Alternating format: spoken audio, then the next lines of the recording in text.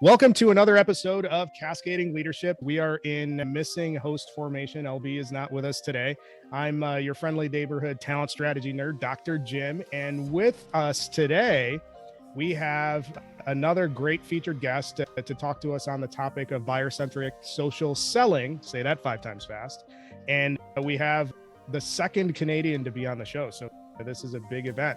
So our featured guest is Steve Watt. He is the director at Seismic. Steve, welcome to the show. Glad to have you on. Well, thanks, Jim. I'm excited to be here. I've really enjoyed the conversations that we've had on LinkedIn and the conversations we've had one-to-one, and I'm glad to take it to the next level now. It's going to be a lot of fun chatting. I think there's an interesting story behind how we hooked up on LinkedIn, and we might get into that throughout the course of the conversation.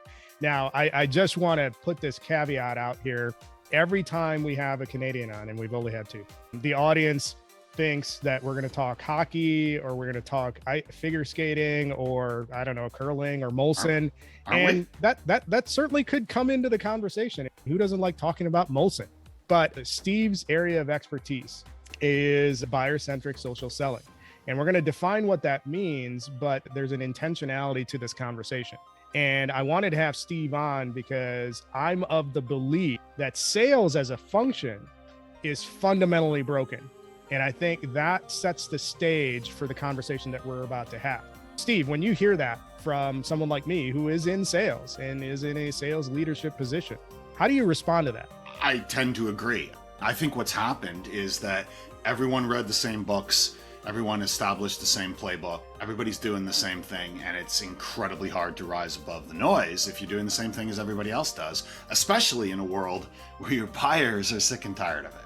Everyone read predictable revenue, everyone's been built out these big outbound teams, everybody obsesses over their cadences of outbound and their subject lines and their all the minutia of outbound selling. But there's 3 big problems. 1, you're already good at it. Like, you've been tuning this machine for 10 years. Really, you can't get much better at it. It's diminishing marginal returns, for one thing. Second problem is all your competitors are good at it too, so that because they've been tuning their machine for a decade. And then the third thing is buyers don't want that. They're tired. They're tired of being hunted. They're tired of being prospected. And so everybody is just trying to squeeze that last percentage of impact out of a machine that's been tuned to death and is no longer working. That is a great lead in, and it should be no surprise that I don't disagree with anything that you said. But there's some interesting technology implications that are feeding into this. There's some interesting things that are happening in the world of work where buyers are becoming more protective of their attention and of their time. How does that impact what most sales teams are currently doing? If most sales teams are still in the spray and pray method in terms of how they do outreach, and if the buyer is becoming more and more isolated from sales messaging, how do you fix that? You got to sort of take several steps back, I believe, because I don't believe you get there in the same mindset. I don't believe you get there by doing the same thing a little bit better, which is basically where everybody is. I think you need to think differently. You need to act differently. You need to measure differently. That's critical. And you need to really come at it from a different direction. And I think a lot of sellers lack empathy for buyers. A lot of sellers have never been a buyer. If you have never sat on the other side of that desk, if you have never been the one who holds the budget and is hunted by people, you probably lack empathy for what they go through. Sellers know extremely well how hard it is to sell. And it's true. It's a hard job. And I'm not disparaging sellers in any way. But I think a lot of them lack the empathy for how hard it is to buy and how hard it is to decide who to listen to, who to spend your time with, and ultimately who to trust. And the stakes are high for buyers. Right? It's not just about protecting their time. It's about protecting their internal reputation, protecting their job. If they buy wrong, they can burn their reputation. They can even get fired here. The stakes are high for buyers. The world is incredibly noisy and complicated, and everybody is coming at them, telling them that their solution and their product is absolutely perfect. It is hard to buy. And I think that has to be at the foundation of this examining what you're doing and how you're doing it and why you're doing it and how you're measuring it. And that is at the foundation of buyer centricity. And I don't think a lot of salespeople are. If I bob my head anymore, people are going to think watching this video that I'm a freaking bobblehead. At some point, I'm almost tempted to just yell out in the middle of the things that you're saying and say, preach. You're absolutely dead on. So that's a great couple of points that you've shared out in terms of the need for empathy and a need for the understanding of how buyers are buying, what's at risk for the buyer, putting yourself in the shoes of the buyer. Those are all great points. And that's all having downstream impacts into, their behavior. So I'm a salesperson. I'm a sales leader who pretends to know marketing. And all I care about, and this is the salesperson's persona, all I care about is hitting my quota. So how do I bridge the gap? How do I be more empathetic and more understanding of what the buyer is going through and lay the foundation to shift what I'm doing? Set the stage for me and give me a deep view into where the buyer is right now. If you start from understanding how hard it is to buy, and you start from that position of understanding the stakes for them, then you're able to position yourself and your firm in a different way, to stand out, to stand above your competitors who likely are lacking that empathy and are, again, as I said before, running the old playbooks and starting with the old mindsets. Why is it so hard to buy in B2B? We talked about high stakes, obviously. We've already covered that. Also, though, decisions are complex, right? Nobody is buying B2B solutions on their own. We all know that. But again, most sellers and most sales leaders come at it from their own perspective. They say, yeah, there's a large buying group. There's a lot of stakeholders. So here's what it means. What I challenge you to say is, what does that mean for your buyer? It means that they have to run a lot of internal conversations, they have to expend a lot of internal political capital, reputation capital, even to bring the buying committee together. Never mind to make a decision, never mind yet again to make a decision for you. They have a lot that is going on behind the scenes. And trust looms really large here. And I think this is where we start to move into what can I do about it as a seller, is I really need to focus on how I build trust. And a lot of conventional sales activities do not build trust. And frankly, some of them burn trust. But again, now put yourself into the buyer's shoes. So if I'm dealing with two salespeople from two competing solutions, one of them, I don't know him, I don't trust him, he's just the guy coming at me with something that might be valuable.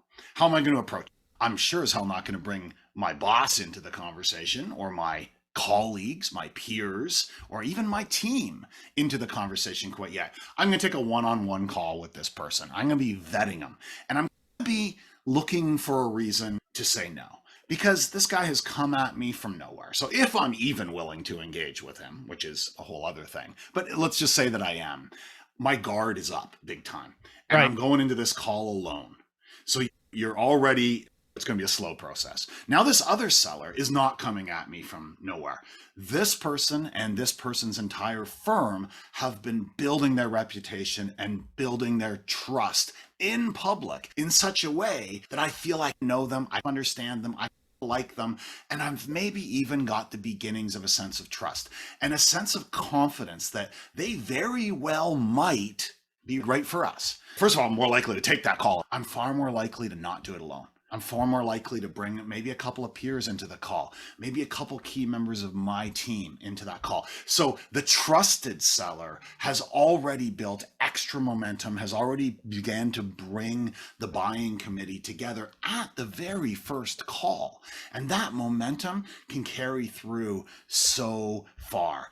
It all starts with understanding the risks and the difficulties that they're going through, and then asking, how can I make myself more trusted to them than the 12 other people coming at them from 12 different angles who all just want a piece of their time and all want a piece of their money.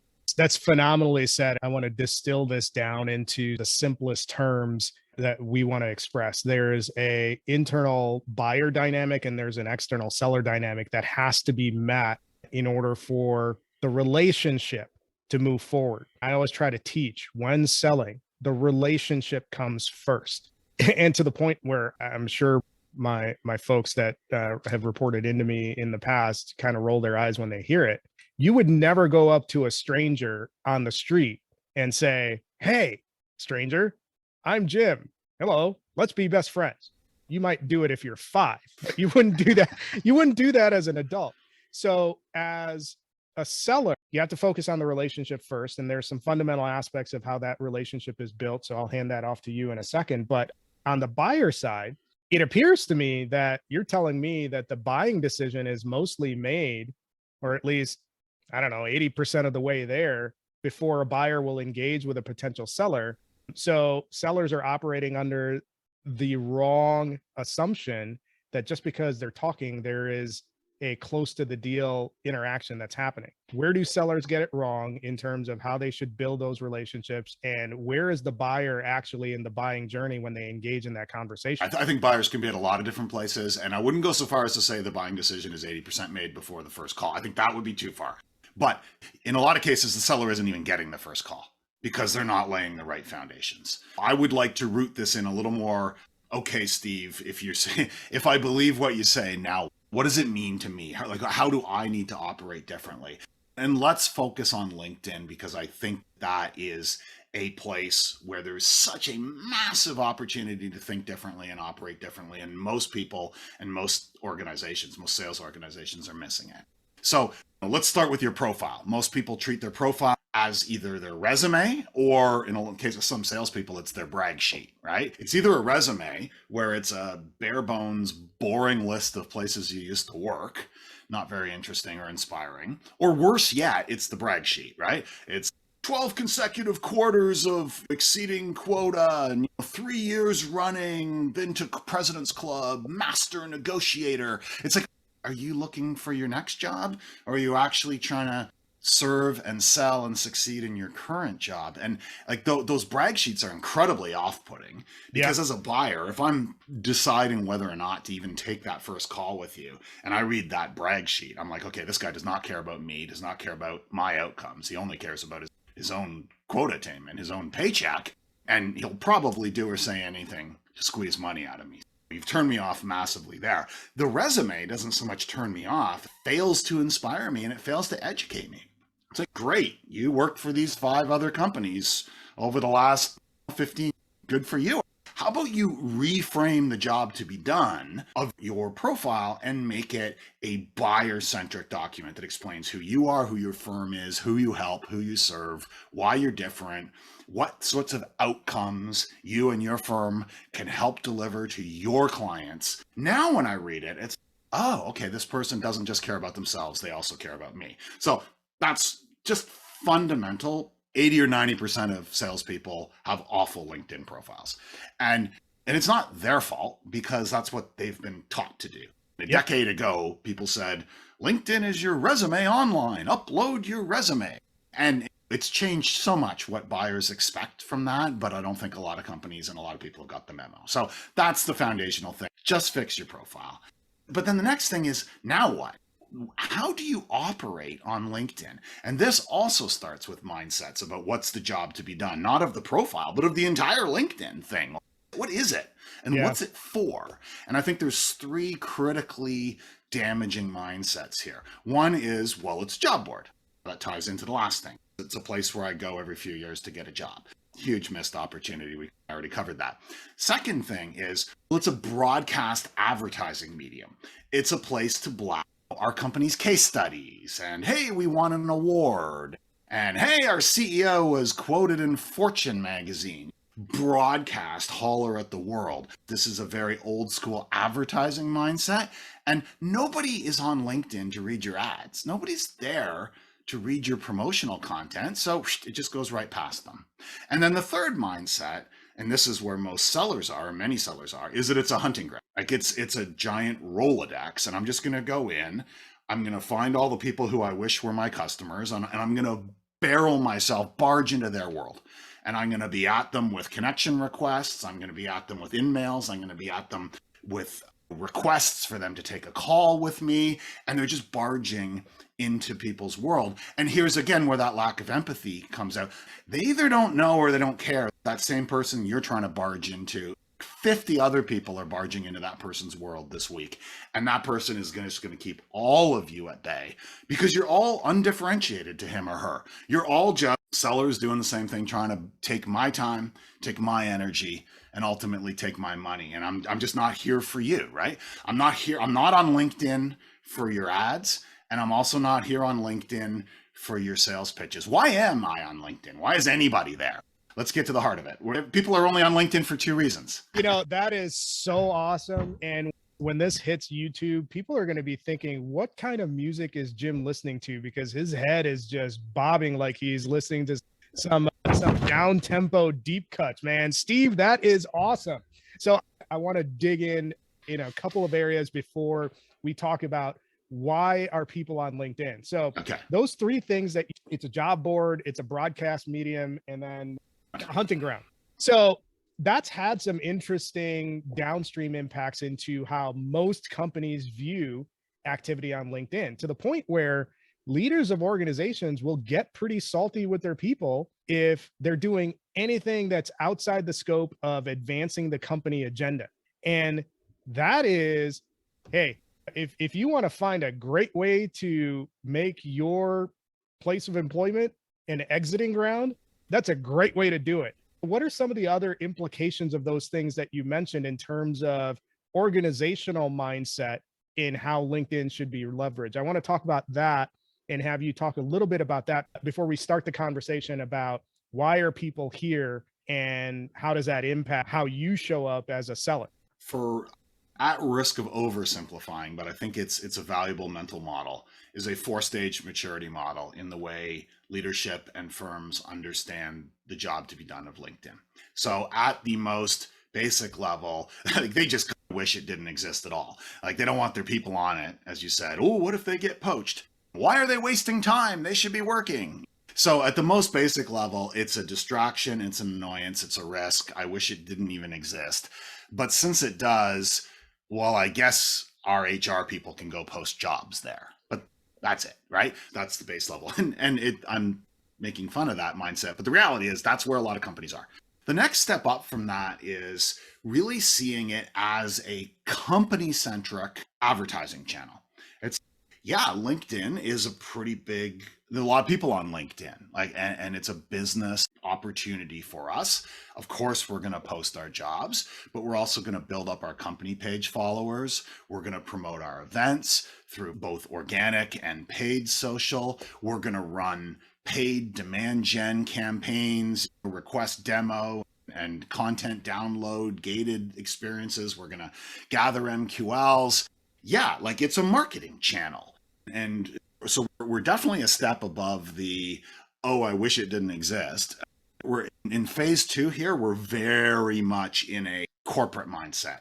It is not about people, anybody's people. It is about the company voice, the company outcomes, the company approach.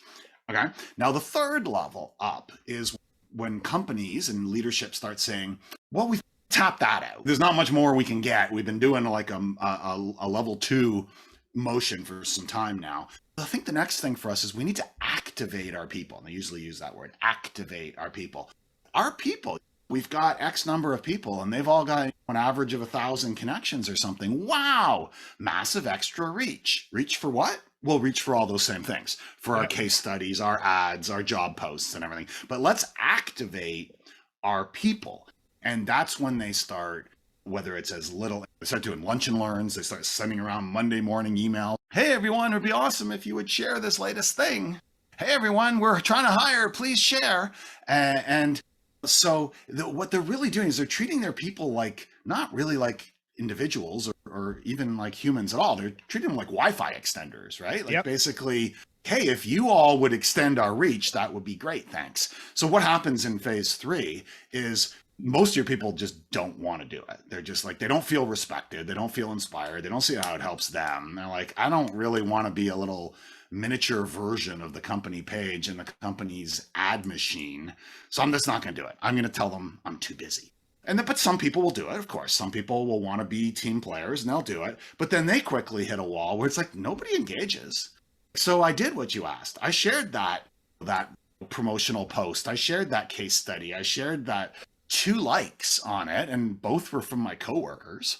And I don't see how this is helping. So I'll go through the motions for a while because I want to be a good team player. But like honestly, I don't see how this is helping.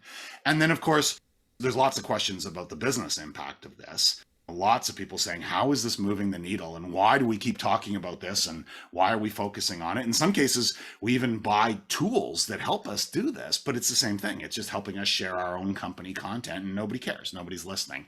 And we're going to get to why later, as you said. But Yep. so this is phase 3, right? Phase 1 was I wish it didn't exist at all. And phase 2 is it's totally a company channel. Phase 3 is really trying to turn your people into a bunch of miniature company channels.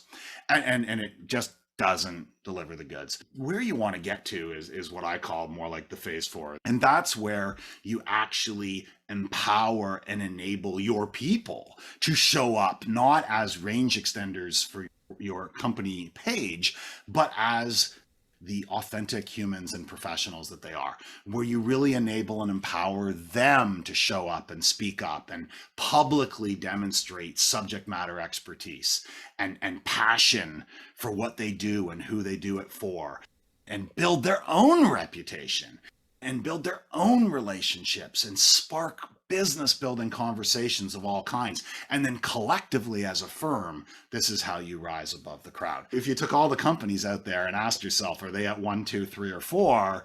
The great majority are at 1, 2, 3. But that just makes a tremendous opportunity for those who see what 4 is and are on the road towards getting there. That is a brilliant list. I feel like I'm sitting here being your personal yes man, but you and I see eye to eye in a lot of things. And to your point, there are very few companies that do it. One that comes to mind right off the bat is Gravy. So Casey Graham, the CEO of Gravy, he's actually done a phenomenal job of filtering that down to the point where it's had some real business impact for him, that he's never had to use a recruiting firm to hire because his entire team talks about their personal, professional mission, vision, brand in service of the organizational mission, vision, brand. And I think that is absolutely brilliant. It's something that I'm super passionate about too, because one of the great quotes that I had, aside from yours of, hey, our responsibility is to educate and inspire the world to move to us. But one of the things that I'm passionate about is that I fundamentally believe that everybody in a team environment, everybody within an organization has some brilliance that we as leaders of organizations need to help them unlock in pursuit of what their vision for themselves is. So I'm super passionate and super aligned with what you're talking about, which is a great bridge to why are people on LinkedIn and why does this matter and how do we move the needle on that to be more authentic from a selling perspective, more authentic from a leadership perspective, more authentic from an organizational execution perspective. That is a long ass question, but I'll have you take that. So if we're going to be buyer centric, and if we're going to really build reputation and relationships and rapport, and if we're going to really spark business building conversations and accomplish all this other good, then we better understand why people are on LinkedIn. And I said a few minutes ago, they're not just there looking for a job. A very small portion at any given time of people are actively looking for a job. That's not what most people are doing on LinkedIn.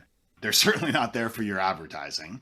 They're not there to be hunted. So why are they there? Why does anyone spend time at all on LinkedIn? And I say there's only 2 reasons. 1, they want to learn something. And 2, they want to advance their own interests.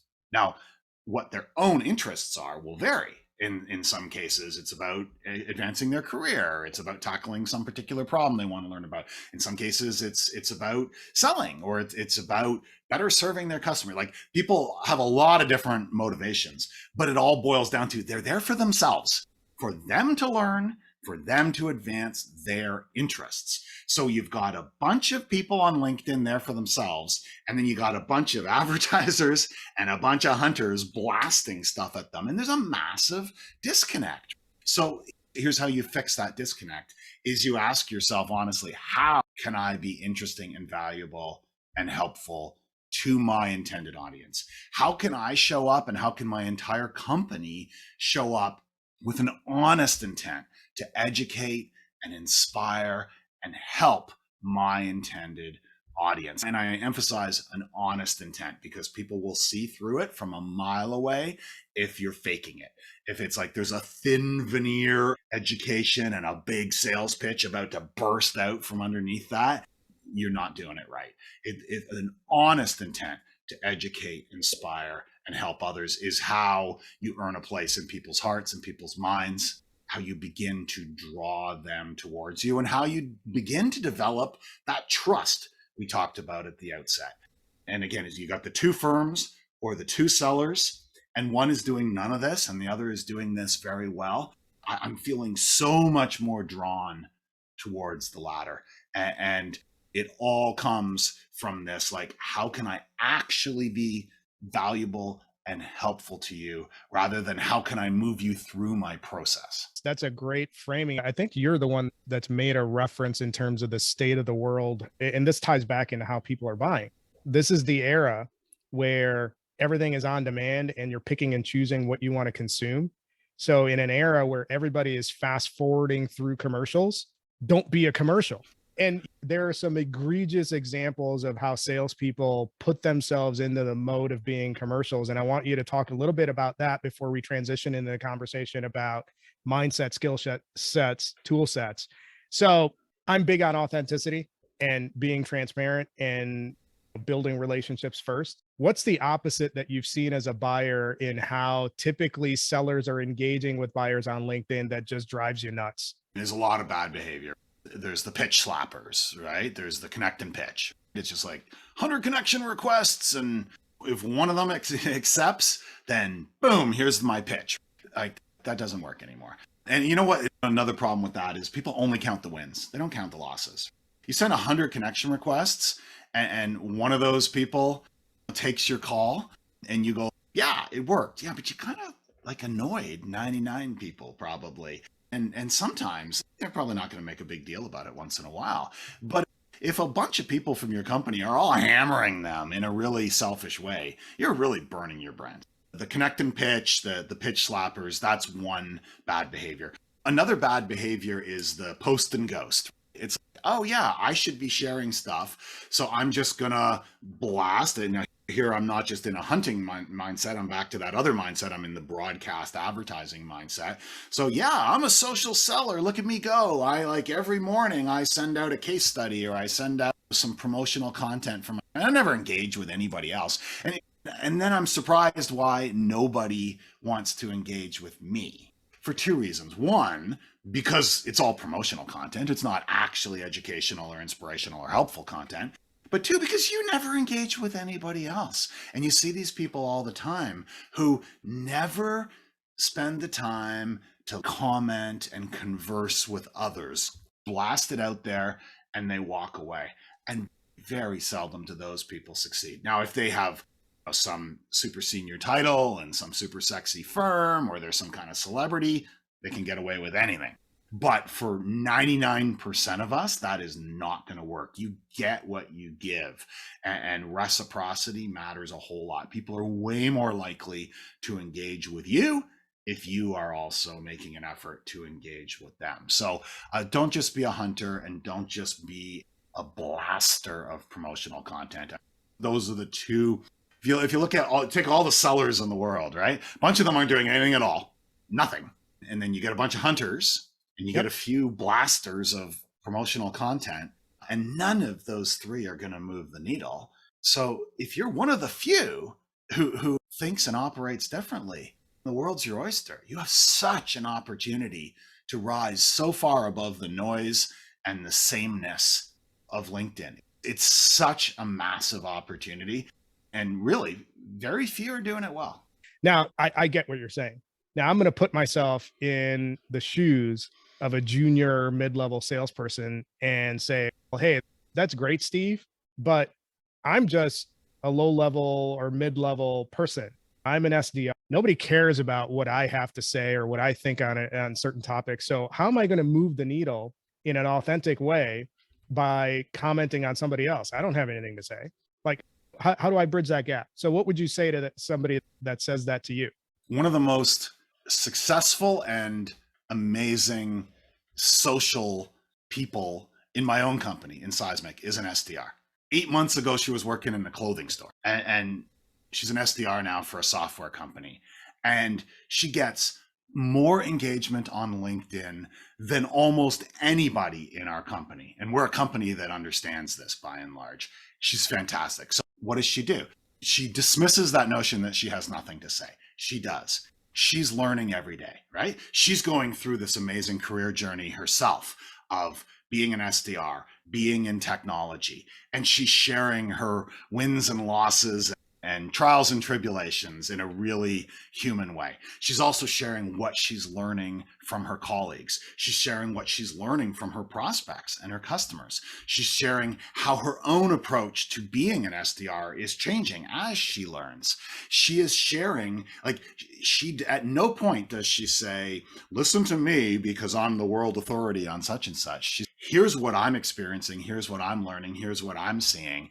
And she gets massive engagement. She puts herself head and shoulders above 99% of SDRs as a result. And so I think we got to break down this notion that you got nothing to say. We got to break down this notion that LinkedIn is about either bragging, I'm so great. She's not doing that. She's not saying, let me tell you what an amazing SDR I am.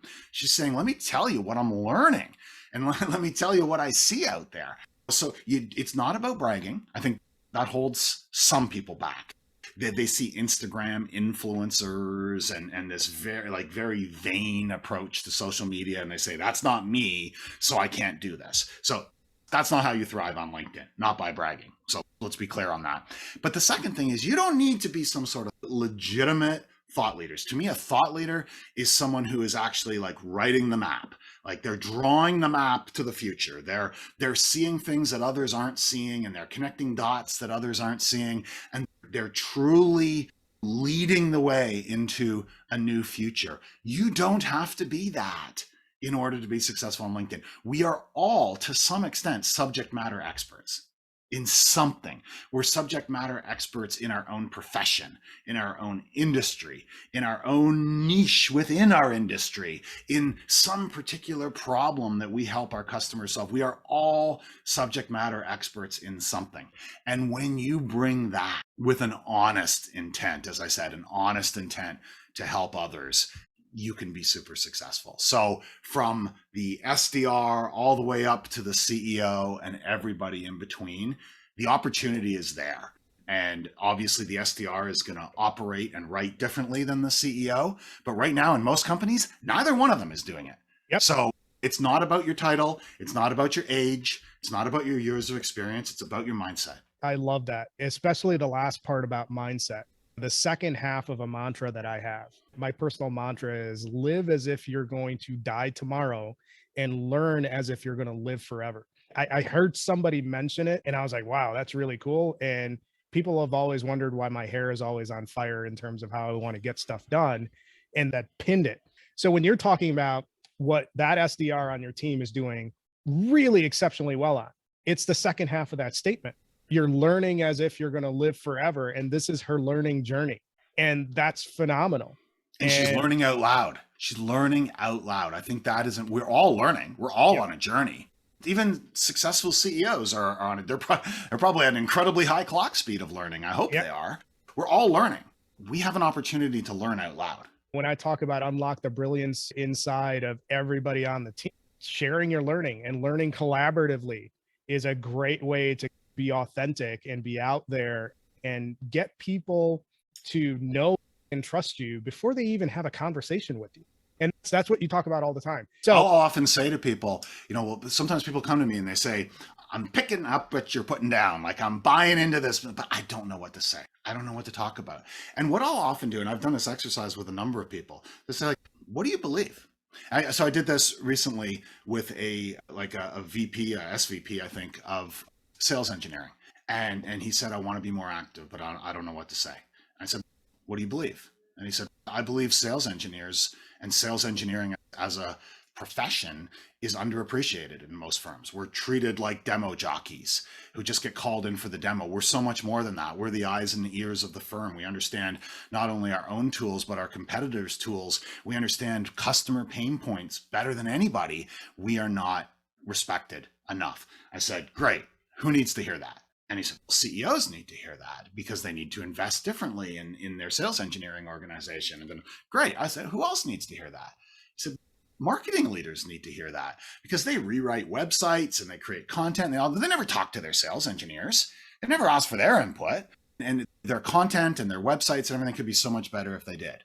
And I said, great. Who else needs to hear that? And he said, juniors, like SDRs, BDRs, they need to hear that because they think the only path up is to become a quota carrying AE.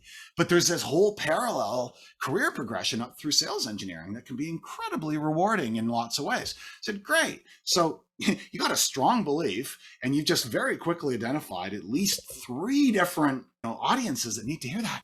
Go tell them that's what you need to talk about.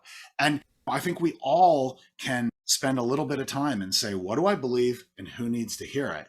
And that is one way of getting past the, I don't know what to say. And if you look at my SDR colleague that I mentioned at a very different place in her career than this SVP, she has some real beliefs and she wants customers to hear it. She wants prospects to hear it. She wants other SDRs to hear it. She wants AEs to hear it and maybe think differently about the way they work with their SDR. I think the what do you believe and who needs to hear it model can be super effective and help get a lot of people into gear. Some people cringe when I say it, but I'm hardcore about building your personal professional brand. And when people hear the word brand, they think some sort of superficial Instagram, influencer. And that's not what I'm talking about. What I'm talking about, your brand is what you care about and what you want out in the world and how you want to impact others that might hear it. Because if you're not speaking out, if you're not showing up, there's probably a whole group of people that wouldn't even trigger a particular path in their career journey. This is a leadership show that we primarily do. And we think in terms of, we often talk about, when you're thinking about career progression, a lot of people think in terms of ladders. There's a vertical, and you just referenced it, that when you're thinking about your career journey, think in terms of a lattice. It's not vertical. It could be sideways. It could, in some instances, it could be backwards to go forward faster. That's how I understood what you're talking about when you're talking about, hey, SDR to sales to account executive. There's a whole sales engineering path that you could go into marketing. You can go in all sorts of different places. But if people aren't talking about these things out loud, then there's a whole group of people that don't advance their careers and might not hear that message. So it doesn't matter. You don't have quote unquote thought leadership. The part that resonated with me that you mentioned is everybody is a subject matter expert in something. And that something could be, what do you care about? And what are you learning? And just share that, because that's going to move the needle and that's going to build an attraction model and engagement with you, because there are other people that are thinking the same thing. So say it out loud. So Steve, this has been a great conversation. We've spent a lot of time talking about mindsets and skill sets and how you can develop that. One of the things that I struggle with is figuring out, how do we integrate the personal professional brand at the desk level with the organizational brand? Do you have any thoughts on that? I do. Here's how I like to think about it: is I say that brand lives at the edge of the organization. And to parallel this to computing, right? If you look at the resource industry, you look at logistics and transportation, you look at even manufacturing and lots of things, there's been this push towards edge computing. And the old model was that all the computer processing power lived at home office, lived in the mainframes and lived in the home office. But out in the field, it was all dumb instruments. And there's been this evolution in recent years towards edge computing, which is pushing processing power out into the oil fields, out into the factories, out into the trucks, out into at the edge of the organization. And it's been absolutely transformational in these industries, because now you're so much smarter at the edge of the organization, so much more nimble, so much more effective. And I think that the same thing is starting to happen with marketing and with brand, is that it no longer lives at headquarters. It's no longer just the company voice, the company channels, the company's ads, the company's authorized spokespeople. Now brand lives at the edge. It lives in your people. And your corporate brand, especially in B2B, is really the sum total of the brands of all your people. So to me, it's not company brand or personal brand. It's how we harness this and empower this and enable this in a way to push powerful branding opportunities to the edge of the firm. And thereby we rise far above our competitors who are perhaps still locking everything down at the central headquarters. That is a phenomenal description. I totally resonated with your dumb terminal comment because I actually worked in places that had dumb terminals. Some companies are treating their people, right? That was exactly where I was going with that. It's like, how do you view your people? Head down, keep your mouth closed. Yep. You're not authorized. There's a press release coming. And I'm not saying that you don't have to manage. I'm not saying there's not risk. I'm not saying that you want thousands of your people just flying off the handle, especially in a time of crisis or something like that. No, there's risk management, there's controls, all this stuff. But it's more of a philosophical statement that if you see your people as much more than dumb terminals, if you see your people as intelligent nodes, you're going to build a far more authentic and far more powerful brand. That brings up an interesting other contrast. We've heard a huge, active, vibrant metropolitan communities, and we've heard about ghost towns. So there's a relationship there between what you're describing in terms of brand living at the edge of an organization and whether you're in a vibrant community or a ghost town. So tell me a little bit about how that ties together. Yeah, I tend to speak about that in terms of the super connected enterprise. And this is aspirational. People will sometimes challenge me and say, okay, who's a super connected enterprise now? I say nobody is. It's a future state. It's a journey towards this. And I do contrast it, as you said, to the ghost town. So here's what I mean in the context of social media, right? In a ghost town, the company is there. The logo is there. The company pages, the company content, the brand colors. The company is there. The people are gone. There's no people there. It's like tumbleweeds blowing through the streets. It's like a ghost town in the Old West. You see those photos from those ghost towns, right? Or the old rickety gas station. The sign is still hanging there, but there hasn't been anybody there in a long time. So I believe that's the way a whole lot of companies are operating on LinkedIn. They think it's all about company pages, company voice, company content. Their people are an afterthought. The super connected enterprise, as I like to call it, is the exact opposite of that. The people are there. Hundreds of people, thousands of people in the case of a larger firm, each one showing up, speaking up, building their reputation, building their relationships, bringing their voice, engaging with their customers and prospects and partners and industry influencers and all sorts, and building countless relationships and having countless conversations and points of content. And the way I see it is if you take two firms that are otherwise equal, let's say, imagine two firms, each with 1,000 people, each with similar financials and everything else like that. One of them is operating as a ghost town. The other is on the road towards becoming a super connected enterprise. I firmly believe the super connected enterprise is going to win hands down every time. And by win, in every way. I want to work for the super connected enterprise.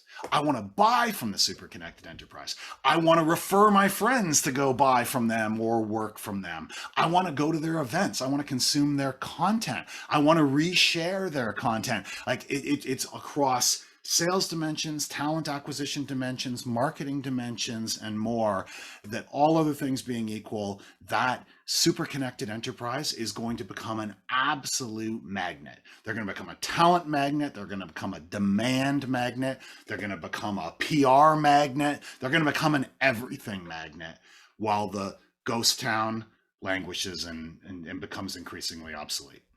That's phenomenally powerful, especially with how you tied it into the business impact when it comes to talent attraction, retention, development, bottom line impacts in terms of demand gen and revenue driving components. There's like an end-to-end implication of all of that you're talking about. Social is way too important to be left to marketers. And it's way too important to be left to marketing metrics. And I think we talked about that maturity model, right? I think when you're low down on that model, you just think social is a marketing function. And I talk to people like that all the time. I talk to a lot of people all the time. And it seems like maybe half or almost half are very much, oh, you said social? Go talk to marketing. I firmly believe that social done right is far more than a marketing function. Now, like, it is a sales function as we started out. Of course, it's also a customer success and a customer service function. It's a talent acquisition function. It's an executive function. Like, done right, social is a strategic advantage across the entire organization. Yet a whole lot of people are trying to leave it to marketing. They're trying to measure it by the way marketers measure things, and they're missing 90% of the opportunity here. I couldn't have said it better myself. I want to distill down this phenomenal conversation with, 500 key takeaways that we've had throughout the conversation into maybe the 2 or 3 that you feel are the most important. What are some simple key takeaways that people can be doing at the desk level that's going to move the needle on the journey to becoming that super connected enterprise? It starts, as everything else does, it starts with mindsets. It starts with internal conversations about what the future can and ought to look like, and why that's challenging. It's not easy, right? If it was easy, everyone would do it. If it was quick, we'd already be done. So I think people often have very transactional mindsets and very short-term horizons. And when they can't flip a switch and make something happen, they decide it's not worthy. And I always say, look, reputation isn't quick or transactional, and relationships aren't. And this is a journey, not a destination. It's not a light switch you can flick. You can't become buyer-centric overnight. You can't become a super connected enterprise overnight. You can't build powerful brand at the edge of the organization overnight. These things take a lot of time to develop. But if you're not having real conversations at senior levels about what's possible, and if you're not willing to rethink what you do and why you do it and how, then you're not even taking the first step on the journey. So I think it's got to start at or near the top of the firm. You're gonna have a hard time. You can champion this all you want from the bottom or the middle of the firm, and that's important. Having champions throughout the firm is absolutely important. But ultimately, to get your firm on the road, you're going to need real momentum at or very near to the top of the firm. So I think you've got to start with the right kind of conversations. You've got to focus not on immediate activities or immediate outcomes, or you can't kill it by trying to jam it into just your current ways of measuring things. You got to have real conversations about what's possible at the top of the firm. And as you start to see this different destination, then you can work back from that, and you can start planning the kinds of training, the kinds of activities, the kinds of measurement, the kinds of tools you might need. You can work back. But if you don't have a vision and a conversation of the endpoint, then you've got no way to work back. Phenomenal wrap up, Steve. It ties into one of my fundamental thought processes, which is attitude reflects leadership. So if you want the people who are leading the charge in your organization to have a particular attitude about anything, that flows from the top. So I think that's a great point. Awesome conversation, Steve. I really enjoyed having you on, and that shouldn't be surprising considering how much we go back and forth on LinkedIn and whatnot. For those listening, if I'm recommending must follow, must connect people, and please do not pitch slap him, connect with Steve on LinkedIn, follow him at Seismic. He's a fountain of knowledge. A lot of organizations can learn tons from this short conversation that we just had. Thank you for joining us, Steve.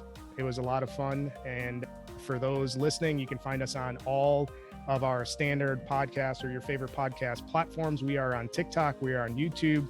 You can find us all the time on LinkedIn. We're even on Facebook. We're not on Instagram yet. I'll leave that to LB. Thanks again for joining us. And we're looking forward to more great conversations on the next episode of Cascading Leadership.